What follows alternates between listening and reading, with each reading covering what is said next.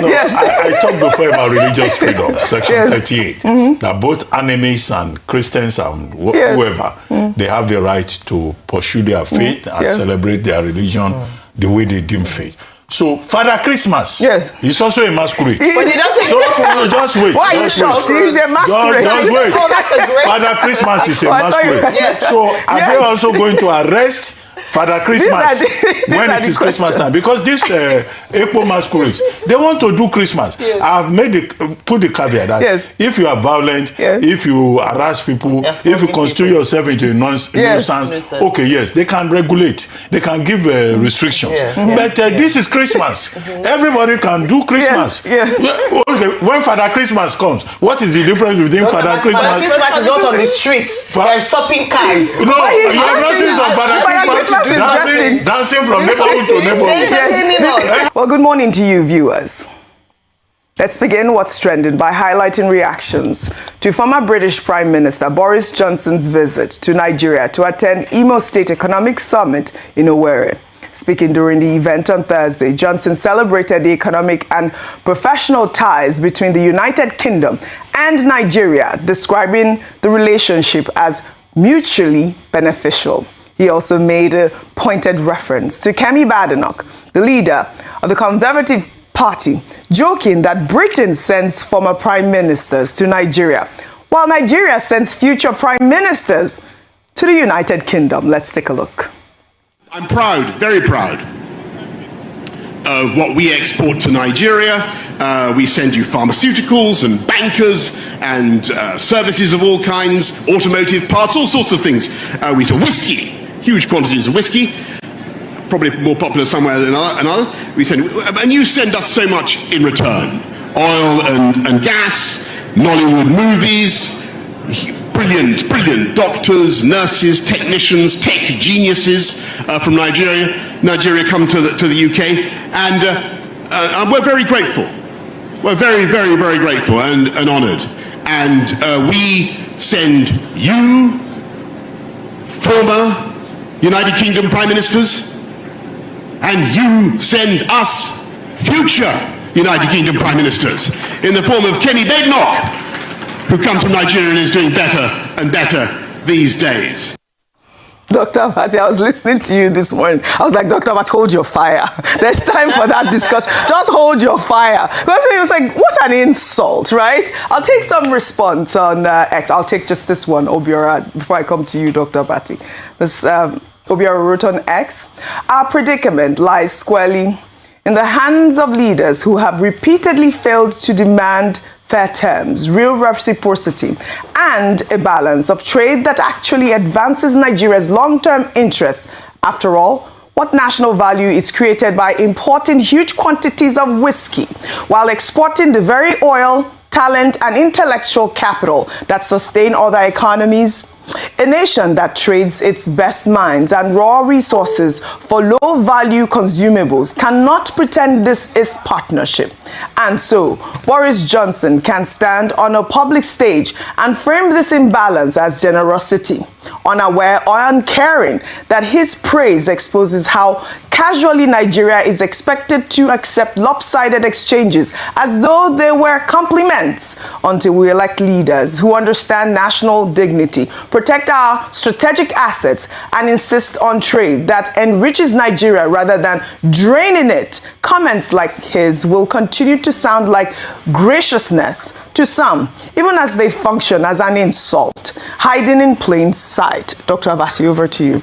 Okay, very quickly. The positive side that I can take from former Prime Minister Boris Johnson's statement in the Owerri Investment Summit, to which he had been invited to deliver the keynote address, was that he addressed the challenge of insecurity in Nigeria. And he said, I feel safe in Nigeria. That I've been reading a lot of things, but looking at it, I don't think that there is any problem in Nigeria. And so this is one international figure who feels very safe to come to our country. And I hope that he will tell his friend, the President of the United States, that Nigeria is safe. He, of course, is a Christian. He's been here and he's been part of the summit. Maybe he has gone back. A very safe environment from his own testimony. And we endorse that. However, the whole idea of inviting Boris Johnson to an investment summit, well, apart from him to just give ideas about what can be done, being a former prime minister, what level of investment is he going to bring? I said the only major investors that I saw there, Aliko Dangote and also Benedicto Rama, who can contribute concrete ideas about investment. And then Governor Uzodinma is holding investment summit. How many months to when he will leave office? This is his second term. He's going to end very soon. If he was very serious about this, he should have done it the first time, the very first within 2 months that he came into power, and he will have had the time to implement it. So even if brilliant ideas were given there, who is going to implement those ideas? So that's why I say, give it to Governor Uzodinma. He's a genius in political showmanship. And he achieved this in terms of giving us a truly international summit. Now, to go to what Boris Johnson was saying. Look, the former Prime Minister was insulting us. Yeah. He said he's very happy with what we've been able to export to Nigeria. What did he say the British have been exporting here? They've been exporting large quantity of whiskey. In other words, Nigeria is a country of drunkards. Is it 48 years or how many years whiskey? Or? It says whiskey. You're absolutely correct. So, in fact, maybe the Nigerian government should do something about this importation of whiskey to Nigeria. Maybe it's responsible for part of our problems. Yes, sir. He says they've been exporting pharmaceuticals to Nigeria. Yes. So the subtext is that Nigeria is a country of sick people who are taking okay, I'm not pointing the Zimbabwe. Point Nigeria. That way. I'm also an import, Dr. Abati. I'm an import. And also, is banking services and other services. Then what do we give in return? In terms of installation, we give oil and gas. Yes. We give tech geniuses. Yes. We give Nollywood. Yes. And on top of it all, he says we are giving Britain somebody who is likely to become prime minister of Britain. Can't you see how it's unequal? While you invite former prime minister. Unequal. Yes. So it was a British sarcasm. You know, at his highest. And I thought, you know, he was diplomatically insulting us. And that's why the whole point about investment. I go back to the point made by the vice president. That, look, it's only Africans, Nigerians themselves, nations, states here that can determine our own economic direction. All right. And that's why these state governments should invest in agriculture, invest in human capital, and Igbos who are outside the southeast, they should also go and invest at home. Yes. Not outside. Indiana, Governor Soludo has been calling on Anambra, come home and invest in your area so that you can create jobs, give opportunities to your people. And then the federal government should support the states with good policies. All right. Very well said. Dangote is doing petroleum. Yeah. They say they will stop importation, 15%. The same government say, oh, we are not changing, we have changed our mind. How can a government be encouraging large-scale importation and will not support local productivity? So this is the mismatch, the disconnect that we have. And that's why they can come and tell us that we send the best of our talents. Why they give us whiskey? All right. Large quantities of whiskey. Who are the people drinking the whiskey? We know them. But anyways, whiskey is our own fentanyl. All right. It's our own cocaine. No, but there's a public official who talks about whiskey. Yes, we know the people who love 48-year-old whiskey, right? Do we produce whiskey here in Nigeria? Okay, now so okay. Well, talking about we have Ogogoro. Sapele water. No, they're doing great branding now with it. They commercialized it and made it very formal. You want to join the British to laugh at us? I want to export Ogogoro to the Brits. High five. Well, you know, speaking about Igbos coming back to and I think it's quite a valid point from Vice President Kashim Shettima, also with the Anambra State government, calling for the Igbos to invest in the Southeast. Meanwhile, Vice President Kashim Shettima at the event described Igbos as the greatest stakeholders in the Nigerian project, highlighting their widespread economic influence across the country. Shettima painted a vivid picture of Igbo economic dominance, stating that half of Abuja is owned by Igbo. He went further, declaring that the presence of both Igbo and Hausa communities in any location signals safety and vibrancy. Your Excellencies, distinguished ladies and gentlemen, I dare say that Igbo are the greatest stakeholders in the Nigeria project. Half of Abuja is owned by Igbo. Half of the population of Lagos is largely made up of Igbo. There is hardly any place in this country. If you don't see an Igbo man, you better run away from that place.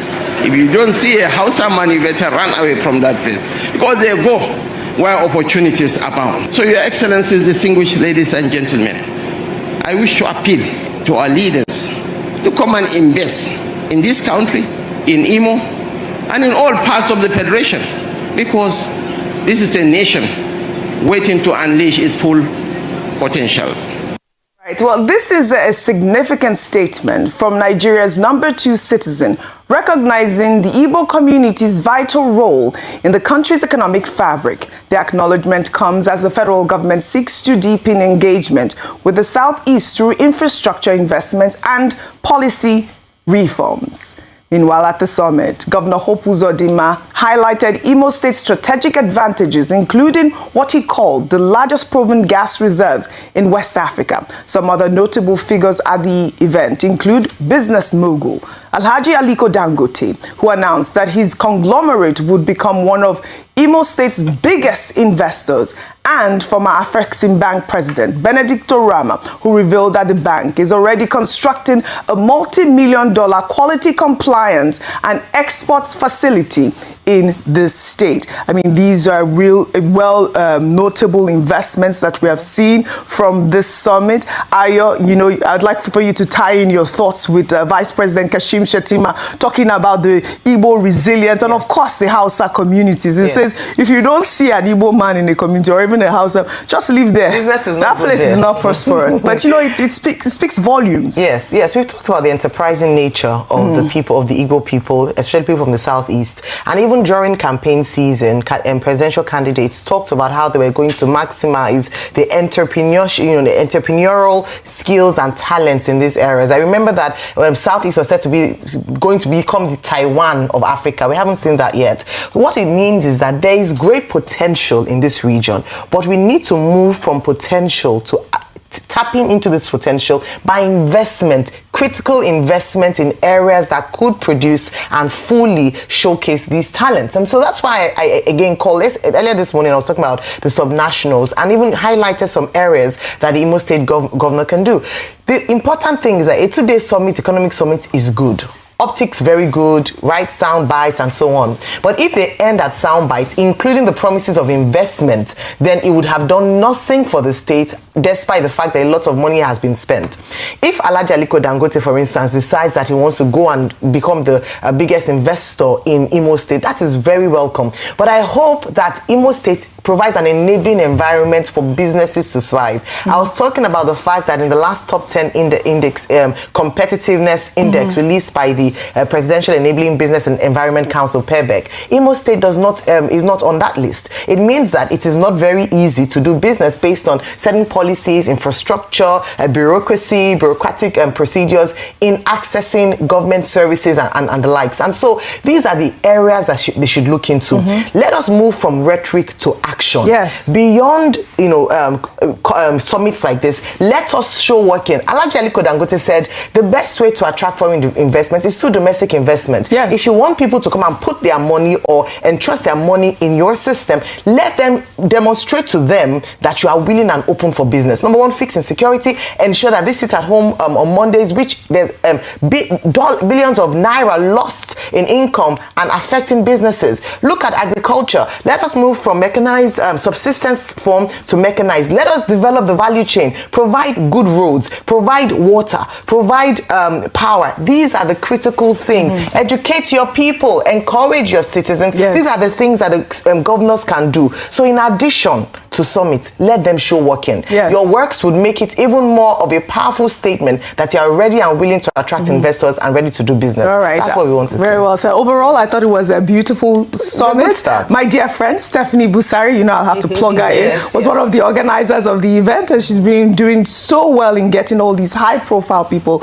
together in one room. So I'd say... We have to import Arisetv as one of the... Well, that's why the world is a global village, Dr. Abati. It's good to have that type With of all the shared MCs we have on this table. I mean, that's what I just said. The world is a global village. We need to find ways to share culture, share exchange, isn't it so? Well, I hope they'll invite us to the UK with Boris Johnson I'm to sure, anchor their own I'm sure if you have, summit well, if you have over people there. like Stephanie Busari on the table, I'm sure that would happen. Well, kudos to her, and of course, the good people of Imo State. Well, let's take another story now. The Akwa Ibom State government has issued a strong rebuttal to the International Press Institute Nigeria following its inclusion of Governor Umo Eno in what it calls a book of infamy for alleged press freedom violations in a press statement signed by Information Commissioner Anaikan Umana. The government described the IPI's claims as false, unfounded, and completely inconsistent with the state's relationship with the media. The government is challenging IPI and its president, Musikilu Mojid, to provide evidence of any journalists arrested, detained, or harassed on the governor's orders since the assumed office. According to the statement, no media house has been shut down or sanctioned in Akwa Ibom State under Governor Eno's administration. Well, the IPI had blacklisted Governor Eno for allegedly barring Channels television reporters from the Government House Press Center in May after they reported that the institute described as an undemocratic remark by the governor.